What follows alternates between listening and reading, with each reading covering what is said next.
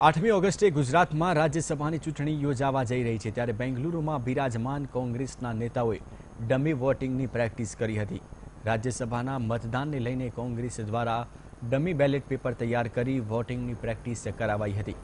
આ ડમી વોટિંગની પ્રેક્ટિસમાં કોંગ્રેસના 43 ધારાસભ્યોએ ભાગ લીધો હતો। મહત્વનું છે કે બેંગલુરુની રિસોર્ટમાં રોકાયેલા કોંગ્રેસના 44 ધારાસભ્યો આવતીકાલે ગુજરાત પરત ફરશે અને આણંદની નિજાનંદ હોટલમાં રોકાવાના છે। તો 8મી ઓગસ્ટે રાજ્યસભાની ચૂંટણી યોજાવા જઈ રહી છે ત્યારે પ્રેક્ટિસના ભાગરૂપે બેંગલુરુની ઇગલ્ટન રિસોર્ટમાં ગુજરાત કોંગ્રેસના 44 ધારાસભ્યોએ ડમી વોટિંગ કરી પ્રેક્ટિસ કરી હતી।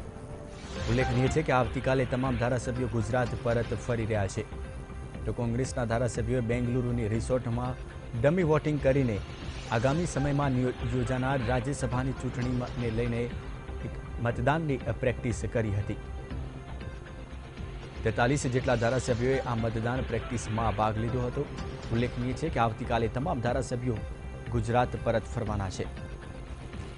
તો ગુજરાતમાં રાજ્યસભાની 3 બેઠકો માટે 8મી ઓગસ્ટે ચૂંટણી યોજાઈ રહી છે, જેને લઈને કોંગ્રેસ દ્વારા ડમી વોટિંગ કરવામાં આવ્યું હતું। બેંગલુરુ ખાતે રોકાયેલા તમામ 44 ધારાસભ્યો દ્વારા ડમી વોટિંગ કરવામાં આવ્યું હતું, જેથી કોઈ વોટ નિષ્ફળ ન નીવડે તેની પૂર્વ જાણકારી પણ આપવામાં આવી હતી।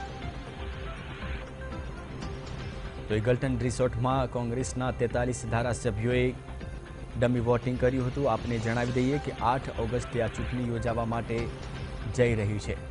ગુજરાત રાજ્યસભાની ચૂંટણીમાં 3 બેઠકો માટે ચૂંટણી યોજાવાની છે, જેને લઈને થોડાક દિવસો અગાઉ કોંગ્રેસના 44 ધારાસભ્યો બેંગલુરુ ખાતે રવાના થયા હતા અને આગળની રણનીતિ ઘડવામાં આવી હતી।